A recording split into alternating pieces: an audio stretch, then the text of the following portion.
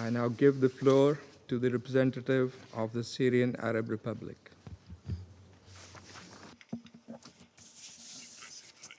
Thank you, President. I thank you and I thank your team for the swift response to my country's request to convene this emergency session to discuss the consequences of the wanton Israeli aggression on the territory of the Syrian Arab Republic. I also thank the delegation of Algeria and Somalia for supporting our request. I extend my thanks to Mr. Khaled Khayari, ASG, for his briefing. Mr. President, this meeting comes against the backdrop of a serious Israeli escalation manifested in a series of repeated airstrikes on Syrian territories in recent days. It resulted in the martyrdom and injury of several civilians and military personnel and caused severe damage to government facilities. These attacks peaked yesterday, Wednesday, when Israeli occupation forces targeted with the drones and airplanes several official buildings in the heart of the capital, Damascus, including the presidential palace and the staff command building. During rush hour, these attacks resulted in dozens of casualties. The attacks also targeted government headquarters in the governorates of Daraa and Suwaida. The Syrian Arab Republic strongly condemns this blatant Israeli aggression, which constitutes a flagrant violation of international law and the UN Charter, and a violation of the sovereignty of a UN member state. Syria categorically rejects the pretext used by the Israeli authorities to justify these acts of aggression. We affirm that such practices are merely an extension of the occupation's systematic policies aimed at undermining Syria's stability and dragging it into conflict. In a recent month, as you all know, Israel has repeatedly violated the 1974 disengagement agreement by crossing the area of separation and through the incursion into areas in the governorates of Quneitra, Daraa, and rural Damascus, committing violations against civilians, establishing illegal military sites, and seizing natural resources. To add insult to injury, these Israeli attacks directly aim at obstructing the efforts of the Syrian state to restore security and stability and to contain internal tensions through a national approach. This was evident in the painful events in the Suwaida governorate, where state institutions swiftly responded to tensions. They intervened to de-escalate, to protect civilians and restore order and stability in coordination with local dignitaries. However, Israeli attacks undermined these efforts and worsened the situation, effectively waging an open war on Syria. Despite the gravity of the Israeli attacks, the Syrian leadership acted with utmost wisdom and responded to American, Arab, and Turkish mediation efforts, whom we thank.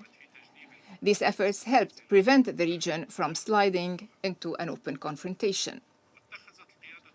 The Syrian leadership made sovereign decisions based on supreme national interests to preserve the country's unity and the safety of its citizens. It also ensured that it is intent on preventing all violations and holding the perpetrators accountable. Syria affirms that it will not hesitate to fulfill its duty towards all its citizens, especially in light of the compounded challenges caused by security chaos and the proliferation of weapons left behind by the former regime. It will pursue its relentless efforts to enforce the rule of law across the entire national territory and to ensure that weapons remain solely in the hands of the state. Syria is resolute in not going backward.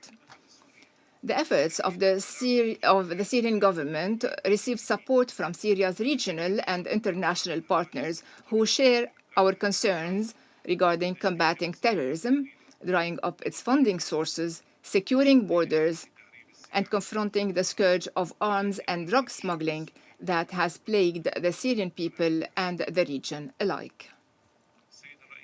Mr. President, Syria will remain a state for all its people. This is the source of our national dignity and pride.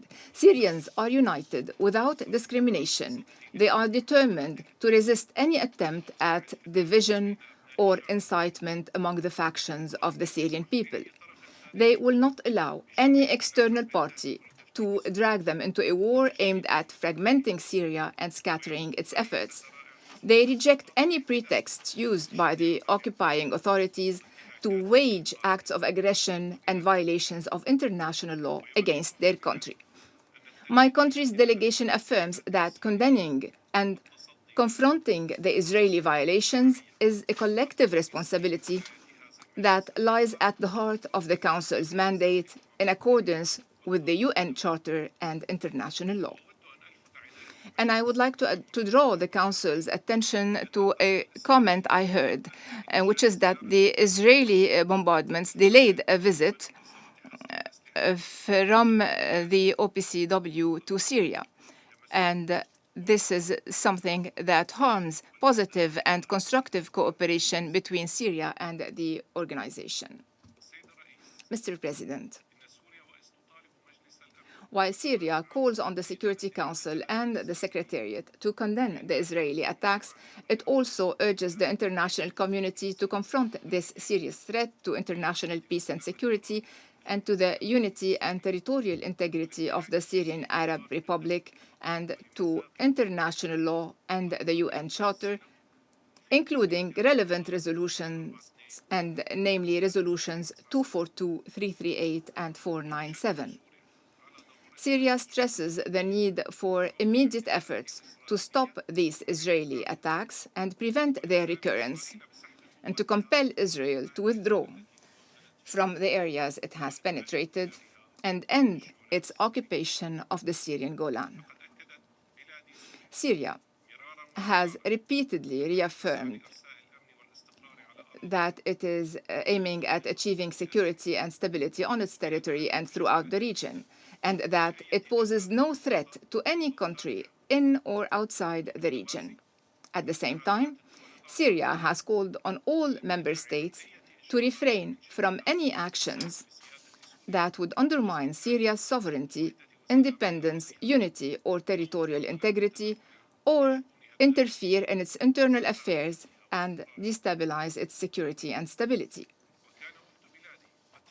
My country's delegation had refuted in its letter dated the 3rd of March the Israeli claims regarding their defense of a component of the Syrian people, affirming the government's full commitment to protecting all Syrians, preserving national unity, and promoting civil peace. That was in our letter dated the 3rd of March.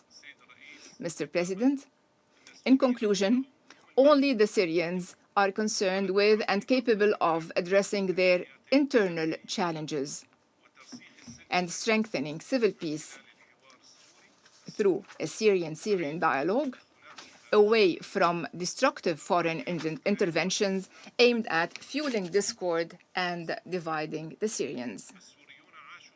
Syrians have always lived together without ever knowing terms like majority or minority. Their religious, ethnic, and cultural diversity has always been a source of pride, helping them to overcome together many hardships and challenges. Today, more than ever, Syrians are united in rejecting Israeli aggression and anything that threatens their country's security and stability. They firmly reject terrorism, hate speech, incitement to violence, and anything that undermines their national unity. Mr. President, Syria, as you have said, needs support. It needs the international community to stand by it. It does not need acts of aggression by the Israeli occupation on any other party. Thank you, President. I thank the representative of the Syrian Arab Republic for the statement.